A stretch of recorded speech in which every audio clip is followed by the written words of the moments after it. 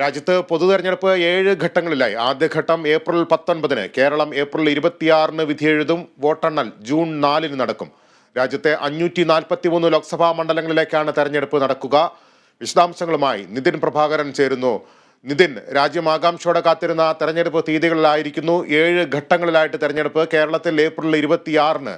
എന്തൊക്കെയാണ് തെരഞ്ഞെടുപ്പ് കമ്മീഷന്റെ വാർത്താ സമ്മേളനത്തിന്റെ വിശദാംശങ്ങൾ? ലിബീഷെ, ലോകത്തെ ഏറ്റവും വലിയ ജനാധിപത്യ രാജ്യമായ ഇന്ത്യയിൽ ലോക്സഭാ തെരഞ്ഞെടുപ്പിന്റെ കൊടിയേറ്റം പൂർത്തീകരിച്ചിരിക്കുന്നു. 7 ഘട്ടങ്ങളിലായി രാജ്യത്ത് തെരഞ്ഞെടുപ്പ് നടക്കുമെന്ന് തെരഞ്ഞെടുപ്പ് കമ്മീഷണർ വ്യക്തമാക്കിയിരിക്കുന്നു. ഒന്നാം ഘട്ടം, അതായത് ഏപ്രിൽ 19-നാണ് രാജ്യത്ത് തെരഞ്ഞെടുപ്പ് പ്രക്രിയയ്ക്ക് തുടക്കം കുറിക്കുക. ഒന്നാം ഘട്ടം ഏപ്രിൽ 19-നും, രണ്ടാം ഘട്ടം ഏപ്രിൽ 26-നും, മൂന്നാം ഘട്ടം മെയ് 7-നും, നാലാം ഘട്ടം മെയ് 13-നും, അഞ്ചാം ഘട്ടം മെയ് 20-നും, ആറാം ഘട്ടം മെയ് 25-നും, ഏഴാം ഘട്ടം ജൂൺ 1-നും ആയി തെരഞ്ഞെടുപ്പ് നടക്കും. 7 ഘട്ടങ്ങളിലെ തെരഞ്ഞെടുപ്പ് പൂർത്തീകരിച്ചതിന് ശേഷം ജൂൺ 4-നാണ് ഫലപ്രഖ്യാപനം ഉണ്ടാവുക. രണ്ടാം ഘട്ടത്തിലാണ് സംസ്ഥാനത്ത്, അതായത് കേരളത്തിൽ രണ്ടാം ഘട്ടത്തിലാണ് തെരഞ്ഞെടുപ്പ് പ്രക്രിയ നടക്കുക. ഏപ്രിൽ 26-ന് സംസ്ഥാനം പോളിംഗ് ബൂത്തിലേക്ക് പോകും. വിപുലമായ ഒരുക്കങ്ങൾ, തെരഞ്ഞെടുപ്പിന് വേണ്ടിയുള്ള വിപുലമായ ഒരുക്കങ്ങളെല്ലാം പൂർത്തീകരിച്ചതായി മുഖ്യ തെരഞ്ഞെടുപ്പ് കമ്മീഷണർ വിജ്ഞാൻ ഭവനിൽ നടത്തിയ വാർത്താ സമ്മേളനത്തിൽ അറിയിച്ചിരിക്കുന്നു.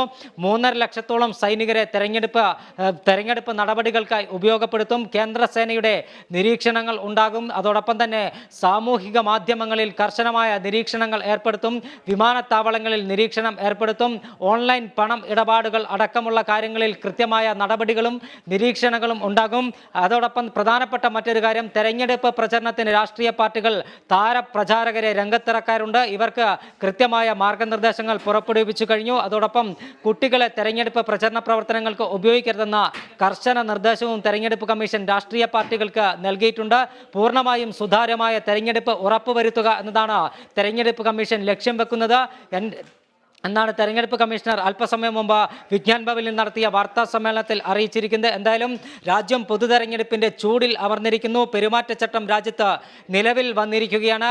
പ്രധാന രാഷ്ട്രീയ പാർട്ടികളും നേതാക്കളും പ്രവർത്തകരുമെല്ലാം തന്നെ വളരെ വലിയ ആവേശത്തിലാണ്. പ്രത്യേകിച്ച് സംസ്ഥാനത്തെ തെരഞ്ഞെടുപ്പ് ചരിത്രം എടുത്തു പരിശോധിക്കുമ്പോൾ ലോക്സഭാ തെരഞ്ഞെടുപ്പിന്റെ ഒരുക്കങ്ങൾ തെരഞ്ഞെടുപ്പ് പ്രഖ്യാപനത്തിന് മുമ്പ് തന്നെ മുന്നണികളെല്ലാം തന്നെ പൂർത്തീകരിച്ചു കഴിഞ്ഞിരുന്നു.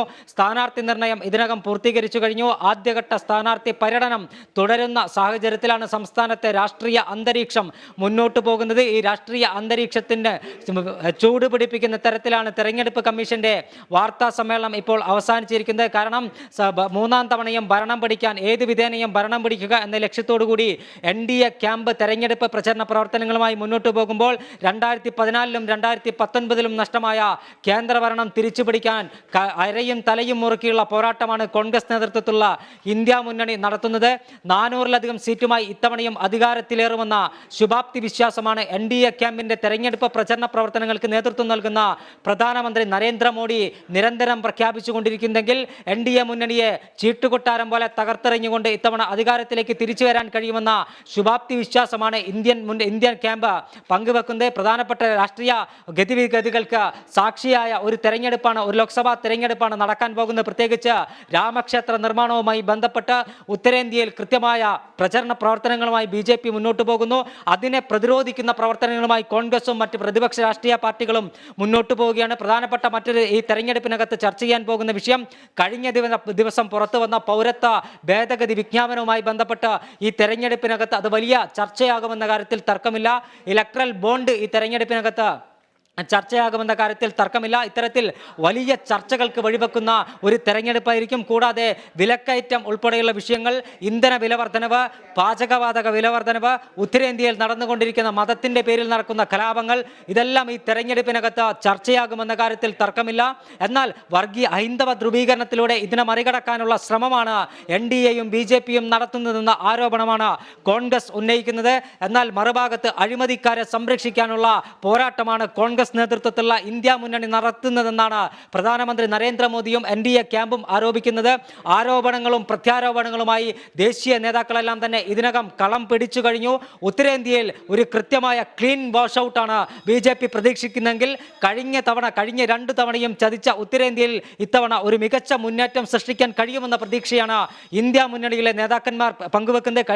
നമുക്ക് രാജ്യത്തിൻ്റെ തെരഞ്ഞെടുപ്പ്, രാജ്യത്തിലെ ലോക്സഭാ സീറ്റുകളുടെ, സംസ്ഥാനങ്ങളിലെ ലോക്സഭാ സീറ്റുകൾ സീറ്റുകളുടെ എണ്ണം എടുത്ത് പരിശോധിക്കുമ്പോൾ ഉത്തർപ്രദേശും മധ്യപ്രദേശും രാജസ്ഥാനും മഹാരാഷ്ട്ര ഗുജറാത്ത് അടക്കമുള്ള ഉത്തരേന്ത്യൻ സംസ്ഥാനങ്ങൾ കൂടുതൽ സീറ്റുകളുള്ള സംസ്ഥാനങ്ങളാണ് BJPയുടെ എക്കാലത്തും BJP നമുക്ക് രാഷ്ട്രീയം മാറ്റിവെച്ചാൽ ഈ തെരഞ്ഞെടുപ്പിന്റെ നിരവധി സവിശേഷതകൾ തെരഞ്ഞെടുപ്പ് കമ്മീഷൻ പ്രഖ്യാപിക്കുകയുണ്ടായല്ലോ. അതായത് 85 കഴിഞ്ഞവർക്ക് വീട്ടിലിരുന്ന് വോട്ട് ചെയ്യാം.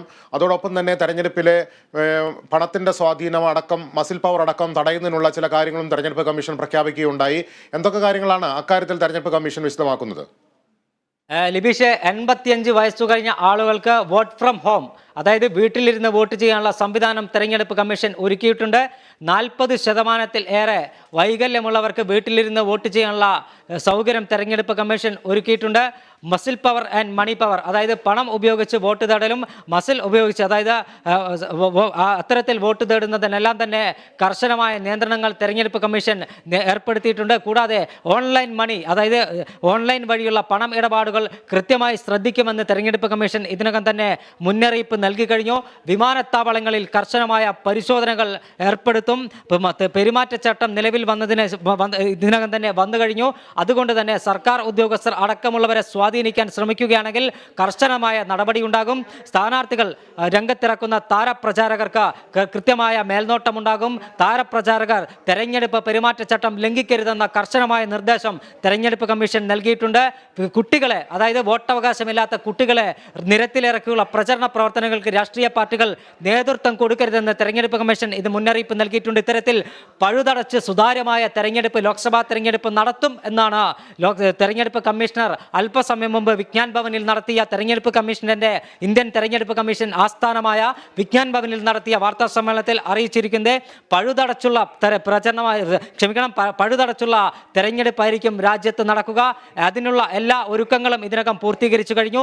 രാജ്യത്തെ പ്രധാനപ്പെട്ട രാഷ്ട്രീയ പാർട്ടി നേതാക്കന്മാരുമായുള്ള കൂടിക്കാഴ്ച പൂർത്തീകരിച്ചിട്ടുണ്ട്. സുരക്ഷാ ഉദ്യോഗസ്ഥരുമായുള്ള കൂടിക്കാഴ്ച പൂർത്തീകരിച്ചിട്ടുണ്ട്. ഇത്തരത്തിൽ എല്ലാ സുരക്ഷയും ഉറപ്പുവരുത്തിക്കൊണ്ട് 3.5 ലക്ഷം പട്ടാളക്കാരെ ഇതിനായി വിനിയോഗിക്കും. ഈ തെരഞ്ഞെടുപ്പ് പ്രക്രിയ പൂർത്തിയാക്കാൻ വിനിയോഗിക്കുമെന്ന് തെരഞ്ഞെടുപ്പ് കമ്മീഷൻ അറിയിച്ചിരിക്കുന്നു. പഴുതുകൾ അടച്ച ഏറ്റവും സുതാര്യമായ, ലോകത്തെ ഏറ്റവും വലിയ ജനാധിപത്യമായ രാജ്യമായ ഇന്ത്യയിൽ സുതാര്യമായ തെരഞ്ഞെടുപ്പ് നടപടികൾ പൂർത്തീകരിക്കാനുള്ള എല്ലാ ഒരുക്കങ്ങളും പൂർത്തിയായതായി തെരഞ്ഞെടുപ്പ് കമ്മീഷൻ അറിയിച്ചിരിക്കുകയാണ്. ലിബീഷ്, നിതിൻ, കേരളത്തിൽ ഏപ്രിൽ 26-നാണ് തെരഞ്ഞെടുപ്പ് തീയതി പ്രഖ്യാപിച്ചിരിക്കുന്നത്. അത് സംബന്ധിച്ചുള്ള വിശദാംശങ്ങളിലേക്ക് പോയാൽ എന്നു മുതലാണ് നാമനിർദ്ദേശ പത്രിക സമർപ്പിക്കാനാവുക, പത്രിക പിൻവലിക്കാനുള്ള അവസാന ദിവസം, അത്തരം കാര്യങ്ങളിലേക്കുള്ള വിവരങ്ങളൊക്കെ ലഭ്യമായിട്ടുണ്ടോ? ലിബീഷ് പറഞ്ഞതുപോലെ തന്നെ കേരളത്തിൽ ഏപ്രിൽ 26-ന്, അതായത് രണ്ടാം ഘട്ടം, ലോക്സഭാ തെരഞ്ഞെടുപ്പിന്റെ രണ്ടാം ഘട്ടത്തിലാണ് കേരളം പോളിംഗ് ബൂത്തിലേക്ക് എത്തുക. അതോടൊപ്പം തന്നെ കേരളത്തിൽ ഒറ്റഘട്ടമായാണ് തെരഞ്ഞെടുപ്പ് നടക്കുക. 20 ലോക്സഭാ മണ്ഡലങ്ങളാണ് കേരളത്തിലുള്ളത്. ഒറ്റഘട്ടമായി തെരഞ്ഞെടുപ്പ് നടപടികൾ പൂർത്തീകരിക്കും. കേരളത്തിൽ തെരഞ്ഞെടുപ്പ് വിജ്ഞാപനം മാർച്ച് 28-ന് വിജ്ഞാപനം പുറത്തുവരും. ഏപ്രിൽ 4 വരെ പത്രിക സമർപ്പിക്കാം. സൂക്ഷ്മ പരിശോധന 5-നാണ്. തെരഞ്ഞെടുപ്പ് പത്രികയുടെ സൂക്ഷ്മ പരിശോധന 5-ന് നടക്കും. ഏപ്രിൽ 8 വരെ തെരഞ്ഞെടുപ്പ് പത്രിക പിൻവലിക്കാനുള്ള സമയമുണ്ട്. 26-നാണ് കേരളം പോളിംഗ് ബൂത്തിലേക്ക് നീങ്ങുക. കേരളത്തിൽ ഞാൻ നേരത്തെ സൂചിപ്പിച്ചതുപോലെ 20 ലോക്സഭാ മണ്ഡലങ്ങളാണ് കേരളത്തിലുള്ളത്. ഈ ലോക്സഭാ മണ്ഡലത്തിലേക്കുള്ള വിജ്ഞാപനമാണ് മാർച്ച് 8-ന് പുറത്തു വരിക. ലിബീഷ്, അതോടൊപ്പം തന്നെ കൂടുതൽ സീറ്റുകളുള്ള UP, ബീഹാർ, മധ്യപ്രദേശ് മഹാരാഷ്ട്ര തുടങ്ങിയ സംസ്ഥാനങ്ങളിലെ തെരഞ്ഞെടുപ്പൊക്കെ ഏത് ഘട്ടത്തിലാണ് നടക്കുന്നത്? ലിബീഷ്, നമുക്ക് മനസ്സിലാക്കാൻ കഴിയുന്നത് ഏറ്റവും കൂടുതൽ സീറ്റുകൾ, ലിബീഷ് സൂചിപ്പിച്ചതുപോലെ തന്നെ ഏറ്റവും കൂടുതൽ സീറ്റുള്ളത് ഉത്തർപ്രദേശിലാണ്. 4-5 ഘട്ടങ്ങളിലായിട്ടാണ് ഉത്തർപ്രദേശിൽ തെരഞ്ഞെടുപ്പ് നടക്കുക എന്നാണ് നമുക്ക് മനസ്സിലാക്കാൻ കഴിയുന്നത്. ഇതുമായി ബന്ധപ്പെട്ട വിശദാംശങ്ങൾ നമുക്ക് അല്പസമയത്തിനകം തന്നെ നമ്മുടെ പ്രേക്ഷകരിലേക്ക് എത്തിക്കാൻ കഴിയും. 4-5 ഘട്ടങ്ങളിലായി ഉത്തർപ്രദേശ് വിധിയെഴുതും എന്നാണ് നമുക്ക് മനസ്സിലാക്കാൻ കഴിയുന്നത്. ഉത്തർപ്രദേശ് മാത്രമല്ല, കൂടുതൽ സീറ്റുകളുള്ള സംസ്ഥാനങ്ങളിലെല്ലാം വിവിധ ഘട്ടങ്ങളിലായാണ് തെരഞ്ഞെടുപ്പ് നടക്കുക. പക്ഷേ 38 സീറ്റുള്ള തമിഴ്നാട്ടിൽ ഒറ്റഘട്ടമായി ഏപ്രിൽ 19-ന് തന്നെ തെരഞ്ഞെടുപ്പ് നടക്കും എന്നൊരു സവിശേഷത കൂടിയുണ്ട്. ഉത്തരേന്ത്യയിലെ കൂടുതൽ സീറ്റുകളുള്ള സംസ്ഥാനങ്ങളിലെല്ലാം തന്നെ വിവിധ ഘട്ടങ്ങളിലായിട്ടാണ് പോളിംഗ് ബൂത്തിലേക്ക് വോട്ടർമാരെത്തുക. ലിബീഷ്, നിതിൻ, സംസ്ഥാനത്തേക്ക് വന്നു കഴിഞ്ഞാൽ നേരത്തെ തന്നെ തെരഞ്ഞെടുപ്പ് പ്രചരണമൊക്കെ രാഷ്ട്രീയ പാർട്ടികൾ തുടങ്ങിക്കഴിഞ്ഞു. BJPക്ക് ഇനി ചില സീറ്റുകളിലെ സ്ഥാനാർത്ഥികളെ മാത്രം പ്രഖ്യാപിച്ചാൽ മതി. LDFും UDFും ഒക്കെ കളത്തിലുണ്ട്. തെരഞ്ഞെടുപ്പ് തീയതി കൂടിയായപ്പോൾ ഇനിയൊരു 40-41 ദിവസം മാത്രമാണ് തെരഞ്ഞെടുപ്പിലേക്ക് ബാക്കിയുള്ളത്. എങ്ങനെയാണ് സംസ്ഥാനത്തെ ഇപ്പോൾ ഒരു തെരഞ്ഞെടുപ്പ് അന്തരീക്ഷം നീങ്ങുന്നത്? ലിബീഷെ, മേടച്ചൂടിനെ വെല്ലുന്ന തെരഞ്ഞെടുപ്പ് ചൂടിലേക്ക് സംസ്ഥാനം നീങ്ങി എന്ന കാര്യത്തിൽ ഒരു തർക്കവുമില്ല. കാരണം തെരഞ്ഞെടുപ്പ് തീയതി പ്രഖ്യാപിച്ചതോടുകൂടി വിവിധ മുന്നണികളുടെ പ്രവർത്തകർ കൂടുതൽ ആവേശഭരിതരായിരിക്കുകയാണ്. ലിബീഷ് പറഞ്ഞതുപോലെ തന്നെ സംസ്ഥാനത്തെ തെരഞ്ഞെടുപ്പ് തീയതി പ്രഖ്യാപിക്കുന്നതിന് മുമ്പ് തന്നെ രാഷ്ട്രീയ പാർട്ടികളെല്ലാം തന്നെ സ്ഥാനാർത്ഥികളെ പ്രഖ്യാപിച്ചിരുന്നു. BJP കേവലം എറണാകുളം മണ്ഡലത്തിലെ സ്ഥാനാർത്ഥി നിർണയം മാത്രമാണ്, എറണാകുളം കൊല്ലം മണ്ഡലങ്ങളിലെ സ്ഥാനാർത്ഥി നിർണയം മാത്രമാണ് ഇനി BJPക്ക് മുന്നിലുള്ളത്. ബാക്കി മുഴുവൻ സീറ്റുകളെയും സ്ഥാനാർത്ഥികളെ ഇതിനകം തന്നെ മുന്നണികളെല്ലാം തന്നെ പ്രഖ്യാപിച്ചു കഴിഞ്ഞു. വളരെ ആവേശത്തിലാണ് തെരഞ്ഞെടുപ്പ് പ്രചരണ പ്രവർത്തനങ്ങൾ മുന്നോട്ട് പോകുന്നത്. ചുമരെഴുത്തുകളും ഫ്ലക്സ് ബോർഡുകളും എല്ലാം തന്നെ മണ്ഡലങ്ങളിലെമ്പാടും നിറഞ്ഞു കഴിഞ്ഞു. നേതാക്കന്മാർ പങ്കെടുക്കുന്ന തെരഞ്ഞെടുപ്പ് കൺവെൻഷനുകൾക്ക് തുടക്കം കുറിച്ചിരിക്കുകയാണ്. ബൂത്ത് തല പ്രവർത്തനങ്ങൾ രാഷ്ട്രീയ പാർട്ടികളെല്ലാം തന്നെ ആരംഭിച്ചു കഴിഞ്ഞു. കഴിഞ്ഞ 2019 ലോക്സഭാ തെരഞ്ഞെടുപ്പിൽ 19 സീറ്റുകളായിരുന്നു സംസ്ഥാനത്ത് UDF നേടിയത്. ഒരു സീറ്റ് മാത്രമാണ് ഇടതുമുന്നണിക്ക് നേടാൻ കഴിഞ്ഞത്. ഇത്തവണ 20-ൽ 20 നേടുമെന്ന ശുഭാപ്തി വിശ്വാസമാണ് UDF ക്യാമ്പ് പങ്കുവെക്കുന്നതെങ്കിൽ മികച്ച മുന്നേറ്റം നടത്തും. കഴിഞ്ഞ തവണത്തെ പരാജയത്തിന്റെ കറ ഇത്തവണ കഴുകിക്കളയാൻ കഴിയുമെന്ന പ്രതീക്ഷയാണ് ഇടതുമുന്നണി ക്യാമ്പ് പങ്കുവെക്കുന്നത്. അതോടൊപ്പം BJP പറയുന്നത് സംസ്ഥാനത്തിന്റെ ചരിത്രത്തിലാദ്യമായി ഇത്തവണ BJP പ്രതിനിധി ലോക്സഭയിലേക്ക് പോകുമെന്ന ശുഭാപ്തി വിശ്വാസമാണ് NDA ക്യാമ്പ് പങ്കുവെക്കുന്നത്. 20 ലോക്സഭാ മണ്ഡലങ്ങളിലും തെരഞ്ഞെടുപ്പ് ആവേശം അല്ലെങ്കിൽ തെരഞ്ഞെടുപ്പ് ആരവം ഇതിനകം തന്നെ മുഴങ്ങിക്കഴിഞ്ഞു. ഇപ്പോൾ ഞാൻ നേരത്തെ പറഞ്ഞതുപോലെ തന്നെ ഇടത് വലത് മുന്നണികളുടെ സ്ഥാനാർത്ഥികളെല്ലാം തന്നെ ഇപ്പോൾ അവരുടെ പാർലമെന്റ് മണ്ഡലം തെരഞ്ഞെടുപ്പ് കൺവെൻഷനുകളുടെ തിരക്കിലാണ്. അതോടൊപ്പം പ്രധാന കവലകളിലെല്ലാം ചെന്ന് പ്രധാനപ്പെട്ട വ്യക്തികളെ കണ്ട് വോട്ട് അഭ്യർത്ഥിക്കുന്ന തിരക്കിലാണ് സ്ഥാനാർത്ഥികളെല്ലാം തന്നെ ഉള്ളത്. ചുവരെഴുത്തുകൾ മണ്ഡലങ്ങളിലെമ്പാടും നിറഞ്ഞു കഴിഞ്ഞു.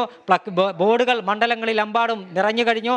അത്തരത്തിൽ ഒരു പൊതു തെരഞ്ഞെടുപ്പിനെ നേരിടാൻ തെരഞ്ഞെടുപ്പ് വിജ്ഞാപനത്തിന് മുമ്പ് അല്ലെങ്കിൽ തെരഞ്ഞെടുപ്പ് പ്രഖ്യാപിക്കുന്നതിന് മുമ്പ് സംസ്ഥാനത്തെ രാഷ്ട്രീയ പാർട്ടികളെല്ലാം തയ്യാറായതിന്റെ ചിത്രമാണ് നമുക്ക് ഇത്തവണ സംസ്ഥാനത്ത് കാണാൻ കഴിഞ്ഞത്.